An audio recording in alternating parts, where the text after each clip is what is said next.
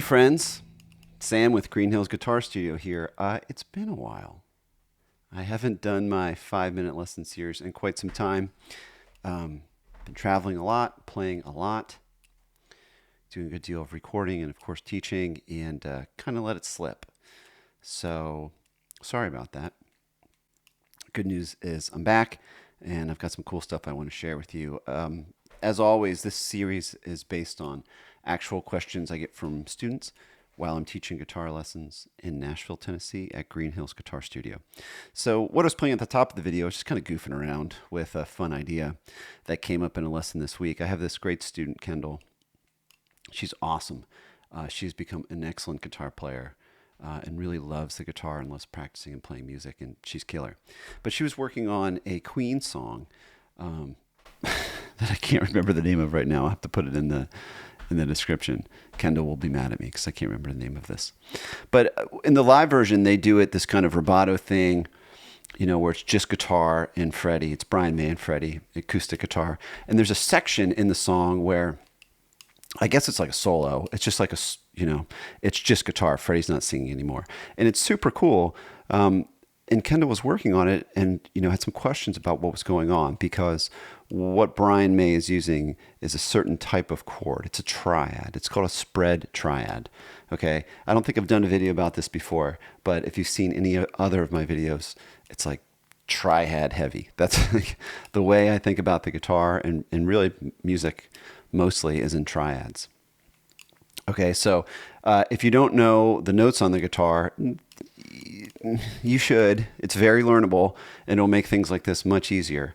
After you learn the notes on the guitar, you should learn all of your triads. If you're not sure how to do that, I have a couple of videos that outline how to learn and practice triads on the guitar. But anyway, spread triads, okay?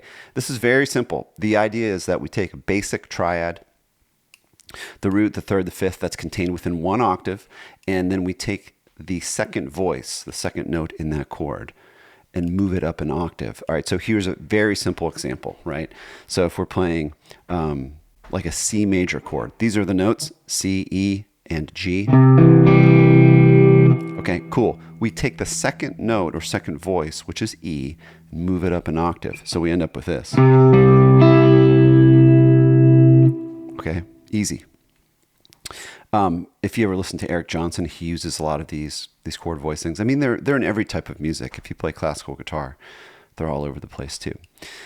So the idea is if you can form a triad, take the second voice, move it up an octave, boom, you've got your spread triad. And what you should then do is not just play them in root position, but then figure out the inversion, right? And it's very easy to do this. If you want to think string by string, okay, if this is C, then the next note in the inversion is going to be E. And if this is G, the next note in the inversion is going to be C. And if this is E, the next note in the inversion is going to be G, right? So then you end up with this. Cool, and you repeat the process and you get this. Very easy. Those are all C chords. 3 notes on 3 strings, C, E, and G, the inversions. Then you want to go back and make those like the minor version, right? And you could even do the diminished version and all of their inversions of those chords. And of course, as always, move them to different string sets. So here's your C on the bottom string set. Same rule applies. Take the E, move it up an octave. Here's what you get. Okay, so what I was doing in the beginning is I was just goofing around in the key of C, and I was playing a C chord, then to a G chord. This is the first inversion spread triad. Back to C, and then I think I did, yeah, this is not diatonic to C. This is a secondary dominant, right? So I'm playing like an A chord, like an A major chord, because I want to go to my D minor. Back to C, G, F in the first inversion, down to a G. So that's all pretty straight ahead stuff. It's very pretty. And then kind of use this diminished passing chord to walk up and do my 6th chord, E minor.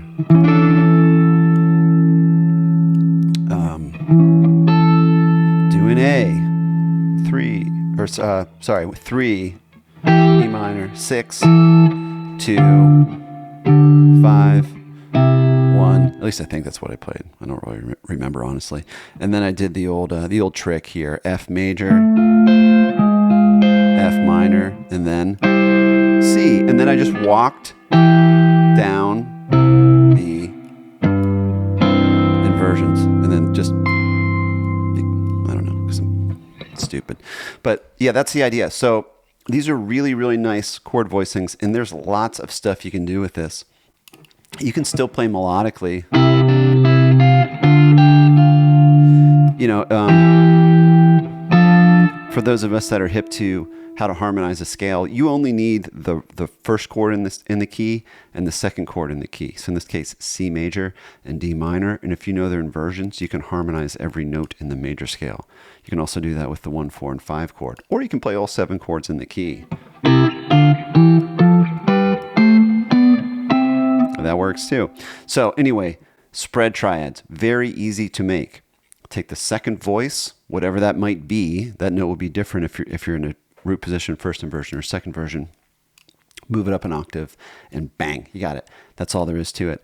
And then manipulate the third and or the fifth to get different chord types. You can make these with the root on the 6th string, 5th string, and 4th string. You'll notice that for some of these chords, you can grip them in multiple ways, especially the first and second inversions. So experiment with those. It's a really nice way to add some color and a nice texture to your triads. If you don't know the notes on the neck and you don't know your basic triads like this stuff, get to work. There's a video about it. See ya.